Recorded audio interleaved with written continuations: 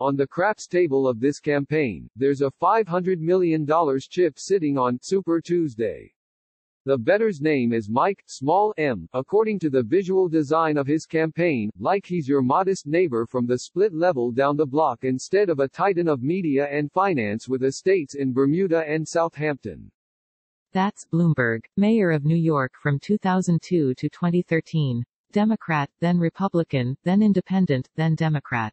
Purveyor of fancy data terminals. Ninth richest person in the world. A few months ago Bloomberg saw a moribund field of candidates and thought he could vault his way to the nomination through a delegate grab on Super Tuesday. So now it's Mike, responsible presidential candidate, asking for the car keys as the nation stumbles around. Is he trying to save the party, or accidentally sabotaging it? Is Mike just a proxy for Bloomberg as he tries to buy the presidency? My first answer to that all the time is, what's the right price to save democracy from Donald Trump, said Tim O'Brien, a senior advisor to Mike, at a Bloomberg house party in McLean, VA, Thursday night. There, Northern Virginians sipped Chianti and canned Perrier and whispered about Joe Biden as if he were an uncle in hospice care. This was 48 hours before his defibrillation in South Carolina. They shuddered at the thought of Bernie Sanders, Democratic Socialist, for his perceived radicalism and dismissed Elizabeth Warren, capitalist reformer, for her vendetta against Mike. What's a democracy worth? A year ago, before Mike arrived on the scene, Bloomberg pledged $500 million to vanquishing Trump. In Virginia, over the past 3 years, he spent $3.5 million to help flip the statehouse to Democrats, whose gun control advocates now speak of him with reverence.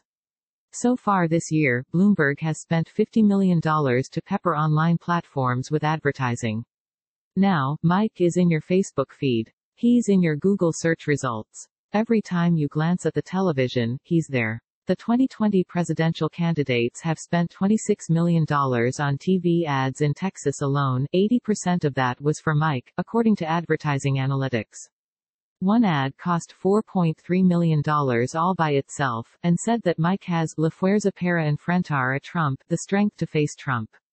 He's created an entire economy. Mike's campaign officially began 13 weeks ago, but already Bloomberg has spent more on his campaign than the Texas city of Arlington, population 400,000, has in its annual budget. The least senior members of his staff of 2,000 make $6,000 a month, nearly twice their counterparts' wages on Team Warren and Team Sanders. He has deployed an army of meme makers, enlisted mural artists to transform campaign spaces and hired at least one comedian to secretly punch up his speeches. This past weekend he zoomed to Super Tuesday states in private jets to headline campaign events with free booze and barbecue. He knows money might not buy him love, but maybe it can buy him like.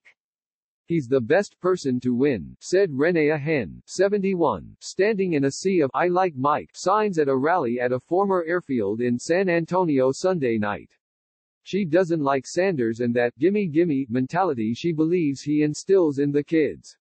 She would happily vote for Biden, but even after the former vice president's boffo victory in South Carolina, she is concerned about his unevenness. He said he had 4 women he wanted to pick for VP, and he couldn't even remember their names, Hen said. What did Mike Bloomberg do with his billions before running for president? Rewind to Friday, when Mike hopscotched eastward across Tennessee in private jets. He rallied 1,000 people in downtown Memphis, where a handful of protesters hoisted signs that said, "Oligarch, what is your price?" and "Our democracy is not for sale." At a distillery in Clarksville, near the Kentucky border, Mike corked a barrel of bourbon in front of a friendly crowd, while a couple of dozen protesters outside carried Trump-Pence flags and signs like, "Mini Mike take a hike." "I won't talk until the cows come home," Mike said inside, pausing for laughter that didn't come. "Then, they told me that would work in Arkansas." He'd been in Arkansas the previous day. Mike knows he can't land a joke. Mike knows that he's not charismatic. Mike knows that the New York City Police Department's stop and frisk policy got out of control when Bloomberg was mayor, and Mike is sorry about that. But he would like you know that he's good in a crisis, that's he a pragmatic problem solver, that he can bedevil Trump while consolidating support to defeat him. Bloomberg's millions have helped solve at least one problem, which has to do with Mike's age. When 38-year-old Pete Buttigieg suspended his campaign Sunday night, thereby stepping on Mike's paid primetime address on the coronavirus, the top of the field got hopelessly geriatric, with Warren as spring chicken at age 70. At 78, Mike is older than Biden by 9 months, and younger than Sanders by 5, but Bloomberg's $500 million investment has bestowed Mike with the appearance of vigor, steadiness and omnipresence. It has threatened to render sentimental and obsolete the retail politics of Iowa and New Hampshire. Americans shop online and buy what's on TV, and that's where Mike is meeting them. He never looks tired. It has also bought a ground game for the virtual candidate. We've built the biggest infrastructure that Texas has ever seen, said Ashley Turner, Mike's state director. On the ground in Texas he's got 19 field offices and 180 paid staffers, including Amanda Solis, 33, who grew up conservative, supported John McCain in 2008, Bernie Sanders in 2016, and now has settled in the middle with Mike. I gotta look at what people in my electorate are looking at, solid Democrat but pretty conservative, said Solis, while door-knocking Saturday in a Hispanic neighborhood of San Antonio. The Mike campaign has 7 full-time staffers in the remote islands of American Samoa, according to CNN, as part of a play to lock down the U.S. territory's 6 delegates. Tennesseans, who vote Tuesday, are shocked to be lavished with attention by a Democratic candidate at this stage. Mike has 7 offices in Tennessee, including ones in Jackson and Johnson City, in largely rural areas on either side of the state that rarely see this kind of action from a presidential candidate. Ernest Brooks, a councilman from the city of Jackson in West Tennessee, accepted Bloomberg's apology for stop and frisk and praised his economic initiatives for Black Americans. It's been many presidential cycles since a candidate set up an office in his county, said Brooks, a paid surrogate. Decades. On Friday in Blountville, near the Virginia border, Mike spoke in a Trumpian setting, an airplane hangar with a gargantuan American flag behind him. Included in the buffet of pulled pork and casserole were 2 vats of banana pudding so big that the candidate could have bathed in them. There were a couple MAGA hats in the crowd of 350. A man under one of them was named Craig Widner. I don't like hardly any of what Mike Bloomberg stands for, said Widner, who owns an insurance business, but I do respect that he had the guts to show up in East Tennessee for an event that's probably not gonna work out well for him. The main goal was not to win outright but to walk away with delegates, and to be prepared for a brokered national convention in Milwaukee in July. Last week, popular distaste with this strategy manifested in spray paint "Eat the Rich" on the campaign office in Johnson City, Tennessee. When people make comments that he's buying the election, I'm very put off by that, said regional field organizer Christy Carr. Because all I have is awe that a candidate would invest their own money in my home state and my home region that has never had that kind of investment before. Out in Kingsport, Mike's sole canvasser Friday was a 16-year-old named Carson Everett. He's the founder of his high school's Club for Democrats, membership 15, and president of the county's Society for Young Democrats, membership 5. Carson was originally for Bernie Sanders, but was turned off by his supporters and liked what he heard at the opening ceremony for Mike's office in Johnson City. Carson can't vote, but he can knock on doors. I get irritated with Democrats who are not in red areas because I think they feel like, well, I just don't need to do anything, he said while canvassing in Kingsport. And I'm like, we are working our butts off out here. Quote, Alexandria Ocasio-Cortez isn't running for president, but she's in the race. Speaking of red areas, did you know Mike's favorite color is maroon? You would if you'd went to his Women for Mike rally Saturday morning at a hotel ballroom in McLean, VA. Bloomberg trivia looped on flat-screen TVs as supporters feasted on croissants, coffee and speared cantaloupe. Arlington resident Twana Barber was undecided until last week, when she was persuaded by Mike's work on gun violence and the endorsement of a former mayor of Alexandria. As for stop and frisk and Mike's history of sexist comments, Barber said she is a Christian who believes in forgiveness and second chances. We've all had a past, and we've all said things that we wish we could take back, said Barber, who works in public relations.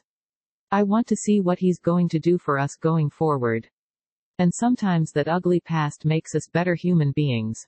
Mike was introduced by a dozen women who have been working for Bloomberg LP for years. He took the stage to U2's Beautiful Day and said, "Good morning, women," for Mike. "I am Mike for women. Nice to meet you." He talked about getting it done and getting things done. He talked about decency, honesty, and sanity. He talked about having the resources to defeat Trump. The price of a democracy, whether one intends to save it or merely acquire a controlling interest, cannot be estimated easily. There are some things money can't buy, they say. I know he's done all these commercials on what he's doing for black businesses and how he's promoted women, said Rep. A. Donald McEachin, DVA, a Biden supporter who has taken potshots at Bloomberg on Twitter, but that doesn't relieve the angst, especially among younger voters. Enthusiasm, fervor, youthful idealism. Bernie Sanders supporters have it, and it's not for sale. One poll of Virginia, which also votes Tuesday, had Mike tied for first with Sanders earlier this month. A more recent poll placed him third, with Biden at the top. Mike was polling third in Texas, which had the largest population increase of any state in the country from 2018 to 2019. It's diverse, and getting more so. Last year, for every new white resident, there were 9 new Hispanic residents, a demographic Mike has been courting. The state is young and getting younger, median age 34. Each year it inches toward becoming a blue state, and Mike thinks he can finally wrest it away from Republicans. In Texas, on the final weekend before Super Tuesday, the campaign decided that San Antonio should be home to one of their biggest pushes in the state. On Saturday morning, marine biologist Paige Newman, 55, showed up to Bloomberg HQ and quickly realized that she was the only person not being paid to be there. This was the first time Newman had ever volunteered for a campaign. She wants Trump out and thinks that Mike is the most credible candidate on climate change.